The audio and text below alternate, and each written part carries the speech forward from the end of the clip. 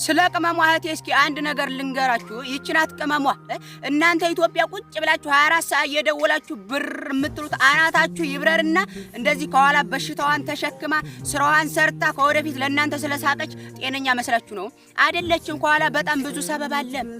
ህመሟን ለማንም ሳታሳይ ብትነግራችሁም ልትረዷት ማትችሉ ምን የሰለጠነ ሀገር ከጉፋን ውጪ ሌላ ምን ሊይዝሽ እያላችሁ ሆዷን የባሰ ስለምታቆስሏት ከኋላ በሽታዋን እንደዚህ ተሸክማ ለእናንተ ወደፊት እንደዚህ በቪዲዮ ስለሳቀች ጤነኛ ትመስላችኋለች።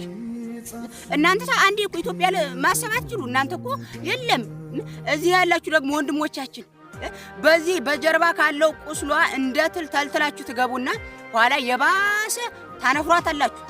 እንዲህ ለምን ወይስኪ በእና እንደ እናታችሁ እዩዋት እንደ እህቷችሁ እዩዋት ምናምን ብትሉ ሊገባችሁ አልቻለም። እንደማን ልታያት ትችላላችሁ? እንደማንም አትዋት። ዝም ብላችሁ ቁስሏን ብቻ እዩላት።